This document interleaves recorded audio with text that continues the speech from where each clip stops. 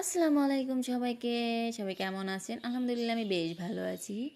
সকালে ঘুমে থেকে উঠে আজকের সকালে উঠে ব্রেকফাস্টে রুটি বানাবো ভাবলাম। আসলে দিন তো এমনি নর্মাল চা খাওয়া হয়, বাট আজকে ভাবলাম রুটি বানাই। তার জন্য সকালে উঠে রুটি বানাচ্ছি। আর এদিকে চা উতরিয়ে পড়ছেই পড়ায় তার পাপা এসে আবার বন্ধ করে দিছে। ওটা নিয়ে হাসাহাসি চলছিল যে তোমার চা পড়বেই। হ্যাঁ, এটা হয় ঠিক যে আমার চা বেশি টাইম পড়ে যায়, কিন্তু পরে আর কি অ্যাকসেপ্ট করি আমি। এদিকে সবাইকে রুটি খাইয়ে পরে চলে আসলাম সকালে রান্নাঘরি করতে, কারণ যারা বাবা চলে যাবে তাড়াতাড়ি রান্না করতে হবে, যার জন্যে নতাটা বেছে নিচ্ছি আর কি। আর রাত্রে এত ঘুম হয়েছে, মানে আজকাল লেটলি উঠছি, চোখ মুখ একদম এখনও ফুলে আসিল। নতা বাসা শেষ, কাঁঠালে বিচিও কাটছি, সাথে নতা দিয়ে আজকে কাঁঠালে বিচি এটাই রান্না করব আজকে, কারণ এটা আমার খুব ভালো লাগে। স্পেশালি কাঁঠালের বিচিটা বেশি ভালো লাগে, যার জন্যে আমি এদিকে সম্বারটা বানাচ্ছি। তারপর দেব শুটকি মাছ। শুটকি মাছটা আগে অল্প মশলার সাথে কষিয়ে নেব, তারপর দেব কাঁঠালের বিচি। কাঁঠালের বিচি অল্প শক্ত হয়, যার জন্য সিদ্ধ হতে সময় লাগে, যার জন্য এটা আগে কষিয়ে নিলে সুবিধা হবে আর কি, যার জন্যে। এদিকে দেখেন আমি শুটকিটাও দিয়ে দিলাম, পরে দিয়ে দেবো আমি অল্প টাইম পরে কাঁঠালের বিচিটাও দিয়ে সোমবার বসিয়ে রাখবো আর কি। এটা বসিয়ে রাখবো অল্প টাইম, তারপরে দেবো নতা। আমি এটা রেখে চলে যাব আমার থালা বাসন ধুইতে, কারণ রাত্রের বাসন ছিল, আবার সকালের চার বাসন, এগুলো ধুইতে হবে, কারণ বেশি দেরি হলে সমস্যা হয়।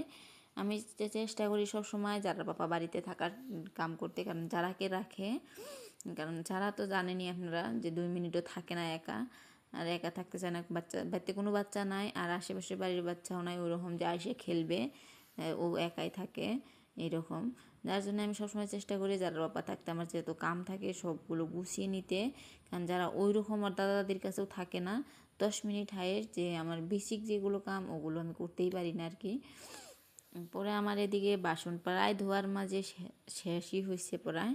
এখন আমি বেসিনটা ক্লিন করে নেব। দেখুন বেসিন ধোয়া শেষ, বাসন ধোয়াও শেষ। পরে দেখি যারা পাপা চলে আসছে রেডি হয়ে যে যাবে।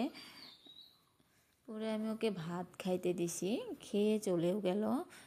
দুয়ারটাও ঝাড়ু দিই নেই সকালে, যে এখন ঝাড়ু দিচ্ছি, এখন প্রায় 7:30-8টা বাজে মেবি।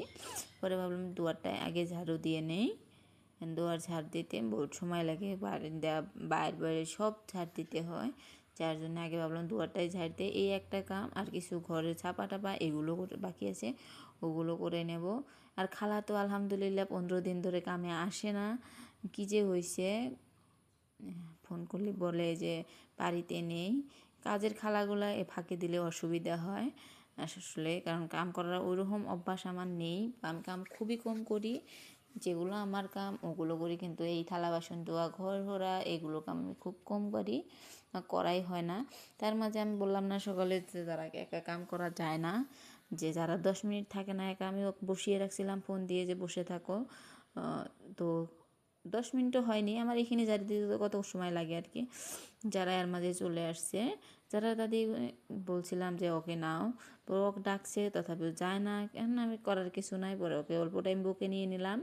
বাচ্চারা সবসময় কামের টাইমে আসে আর বলে আম্মু বুকো না বুকো না, আমার সাথে এরকম তেমন কিছুই না, আমি আমার ভাইয়ের বউকে দেখি, আমার ভাইপোগুলাও এইরকমই, আর বাচ্চারা এরকমই হয়। আর এদিকে যারা সাইকেলের সাথে খেলছে, আমি বারবার ওকে মানা করছিলাম সাইকেল পড়ে যাবে দুঃখ পাবা, কিন্তু ও শুনছিল না। এই তো অ্যাক্সিডেন্ট একটা হয়ে যায় গেছিলোই পড়ায়, কিন্তু ও খুব ভয় পাইছে আর কি, যে কী হলো কী হলো, আর দাদি তো খুব দৌড় পাইরা ঘরে থেকে বার হয়ে এসে যে কী বানি হইলো, কিন্তু কিছুই হয়েছিল না। আমি পরে যারাকে বুঝিয়ে ওর দাদিকে দিয়ে দিলাম, কারণ আমার বাকি কামগুলো এখনই সেরে নেব, কাপড় কাচতে হবে, বাবার বাসায় গেছিলাম, তো ওখান থেকে আসার পরে বহুত কিছু কাপড় হয়ে গেছে, ওগুলো কাচবো, যার জন্য ওকে আমি বুঝিয়ে ওর দাদির কাছে দিয়ে দিছিলাম। ওকে দিয়ে চলে আসলাম আমি আমাদের রুমে যাব। রুমে গিয়ে দেখি রুমের অবস্থা কী করছে যারার পাপা।